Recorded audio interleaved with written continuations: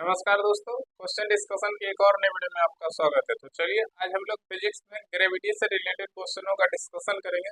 जो कि आपको ये पहला क्वेश्चन यहाँ दिख रहा होगा। क्वेश्चन है कि चंद्रमा की सतह पर लाए जाने पर चट्टान पर क्या असर पड़ेगा।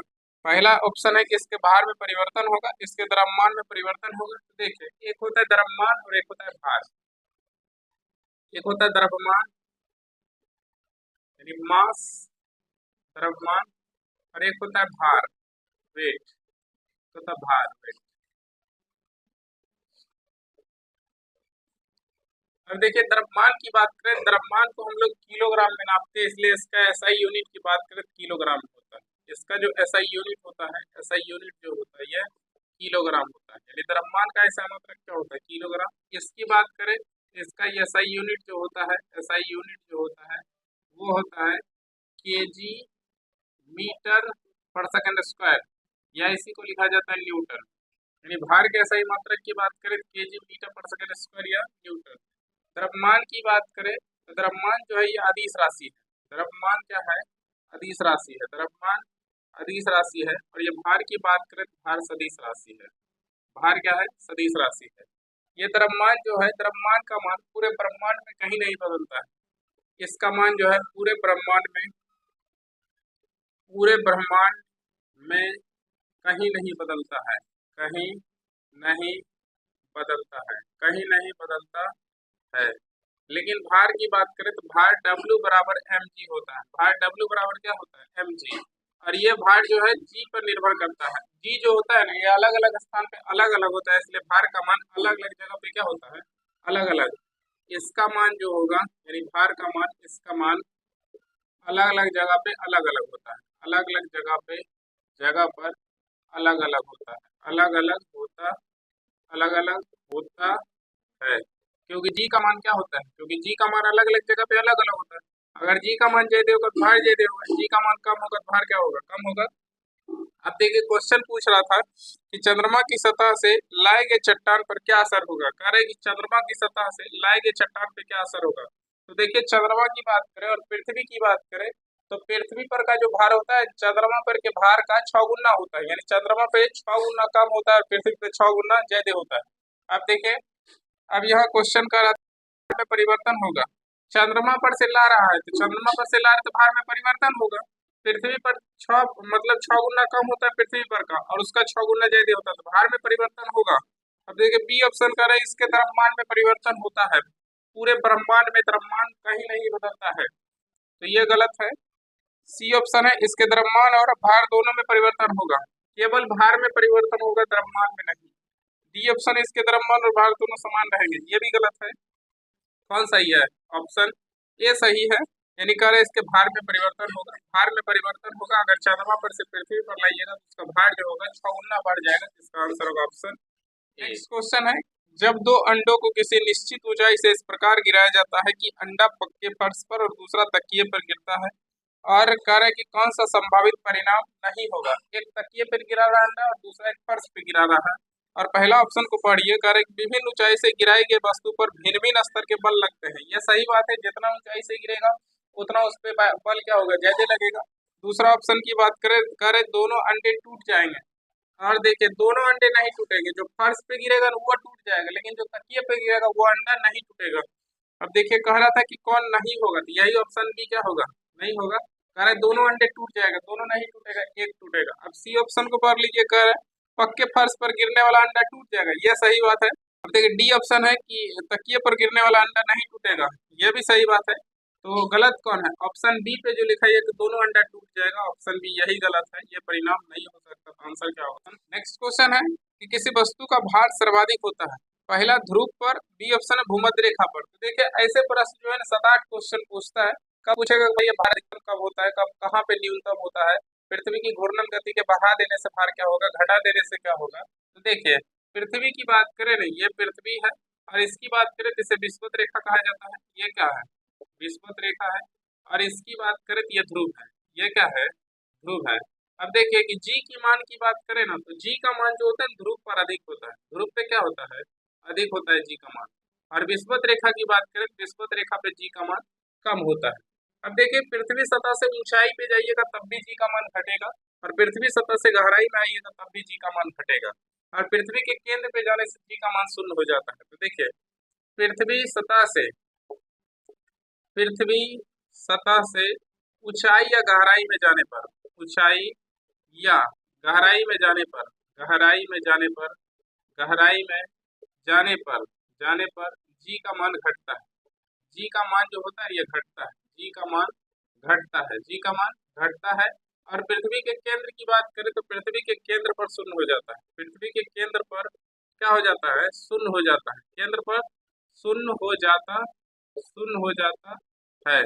और इसकी बात करें, देखिए विषुवत रेखा पे कम होता है और ध्रुव पे अधिक होता है। जब विषुवत रेखा से ध्रुव की ओर जाइएगा ना तो कम से ज्यादा की तरफ जाइएगा तो बढ़ेगा, यानी विषुवत रेखा से ध्रुव की ओर जाइएगा तो बढ़ेगा और ध्रुव से विषुवत रेखा की ओर आइएगा तो घटेगा।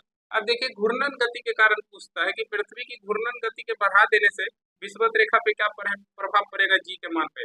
तो पृथ्वी की घूर्णन गति को बढ़ा दीजिएगा तो विषुवत रेखा पे जो जी का मान होता है वो घट जाता है, और पृथ्वी की घूर्णन गति को घटा दीजिएगा तो यहाँ बढ़ जाएगा। उल्टा होता है, बढ़ा दीजिएगा तो घट जाएगा और घटा दीजिएगा तो बढ़ जाएगा। लेकिन ध्रुव पे जो है ये घूर्णन गति से ध्रुव पे कोई प्रभाव नहीं पड़ता है।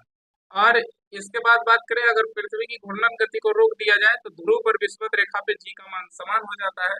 और अगर पृथ्वी की घूर्णन गति को 17 गुनी से अधिक कर दीजिएगा तो विषुवत रेखा पे जी का मान शून्य हो जाता है। अब देखिए क्वेश्चन कह रहा था किसी वस्तु का भार सर्वाधिक होता है तो बता दीजिए आंसर क्या होगा। सबसे ज्यादा कहाँ होता है? ध्रुव पे। इसका आंसर क्या होगा?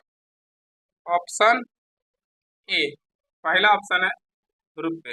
नेक्स्ट क्वेश्चन है कि किसी वस्तु का पृथ्वी की सतह पे द्रव्यमान 60 किलोग्राम है तो चंद्रमा की सतह पे इसका द्रव्यमान कितना होगा। अभी तुरंत बताए थे कि द्रव्यमान का मान पूरे ब्रह्मांड में कहीं नहीं बदलता है, तो इसका भी आंसर कितना होगा? 60 किलोग्राम है तो आंसर भी कितना होगा? 60 किलोग्राम होगा, क्योंकि द्रव्यमान का मान पूरे ब्रह्मांड में कहीं नहीं बदलता है। तो आंसर क्या होगा? 60 kilogram, option B. Next question है कि पृथ्वी की भूमध्य रेखा पर किसी पिंड के भार की तुलना में ध्रुव पर पिंड का भार होता है। तो देखिए कह रहे हैं कि पृथ्वी के भूमध्य रेखा की तुलना में, ये भूमध्य रेखा है, विषुवत रेखा को भूमध्य रेखा कहा जाता है। अब ये भूमध्य रेखा की तुलना में ध्रुव पर जो भार होता है बताइए अधिक होता है कि कम? अधिक होता है। विषुवत रेखा की तुलना में क्या होता है? अधिक होता है। वही क्वेश्चन पूछ रहा कह रहा था भूमध्य रेखा पर किसी पिंड के भार की तुलना में ध्रुव पर भार होता है, अधिक होता है। पहला ऑप्शन है ध्रुव पर पिंड का भार भूमध्य रेखा पर उसके भार से कम होता है, कम नहीं अधिक होता है। बी ऑप्शन है ध्रुव पर पिंड का भार भूमध्य रेखा पर अपने भार के बराबर होता है, ज्यादा होता है, बराबर नहीं। सी ऑप्शन है ध्रुव पर पिंड का भार भूमध्य रेखा पर अपने भार से अधिक होता है। यह सही आंसर है, जिसका आंसर होगा ऑप्शन सी। नेक्स्ट क्वेश्चन है कि पृथ्वी की सतह पर गुरुत्व त्वरण का मान 9.8 मीटर पर सेकंड स्क्वायर है। पृथ्वी की सतह से उसकी त्रिज्या की 1/10 ऊंचाई पे त्वरण का मान लगभग होगा। तो देखिए पृथ्वी की सतह पर आपको भी पता है कि जी बराबर होता है gm/r²। जी बराबर होता है gm/r², जिसका मान 9.8 मीटर पर सेकंड स्क्वायर होता है, जो आपको क्वेश्चन में दिया हुआ है। और आगे कह रहा है कि त्रिज्या की 1/10 ऊंचाई पे त्वरण का मान होगा, यानी 1/10 ऊंचाई पे त्वरण का मान पूछ रहा है। तो देखिए जी डैश बराबर ऊंचाई के कारण त्वरण जो होता है वो होता है gm/r+h का होल स्क्वायर, r+h का होल स्क्वायर। और ये ऊंचाई का मान दिया हुआ है, त्रिज्या का 1/10, त्रिज्या का 1/10 करिएगा तो क्या होगा? यहाँ से h का मान होगा r/10, h का मान कितना? r/10। इसको सॉल्व करिएगा 1/10, त्रिज्या का 1/10 r/10, h का मान r/10 यहाँ रख दीजिए। जी डैश बराबर gm/, यहाँ से ये r प्लस क्या होगा? r/10, r/क्या 10, ये क्या होगा? Whole square. अब इसको सॉल्व करिए, यहाँ से जब सॉल्व करिएगा तो जी डैश बराबर होगा gm/, ये 10r और ये r कितना होगा? 11r बट्टा क्या होगा? 10 का होल स्क्वायर। अब यहाँ से इसको सॉल्व करके ऊपर नीचे करिए, तो यहाँ से इसको सॉल्व करिएगा तो बताइए जी डैश बराबर क्या होगा? 10 का स्क्वायर होगा 100 और 11 का स्क्वायर होगा 121, और ये 100 नीचे से ऊपर जाएगा। चलिए 2 बार लिख देते हैं, gm/, ये होगा 121 और ये क्या? r² बट्टा कितना? 100। अब यहाँ से जी डैश बराबर क्या होगा? gm/, क्या होगा? gm/r² होगा, gm/r² गुना ये वाला देखिए मूल बट्टा के नीचे बट्टा ऊपर जाएगा तो 100, और ये नीचे कितना? 121 है, और इसका मान आपको पता है कितना है? 9.8। तो यहाँ रख दीजिए जी डैश बराबर इसका मान 9.8 गुना कितना? 100 बट्टा 121। अब इसको भाग लगाइए, इसको भाग लगाइए तो आपको लगभग में आंसर आएगा 8.1 मीटर पर सेकेंड स्क्वायर आंसर। अब इसको भाग लगाते रहिएगा तो आंसर कितना आएगा 8.1 मीटर पर सेकेंड स्क्वायर ऑप्शन।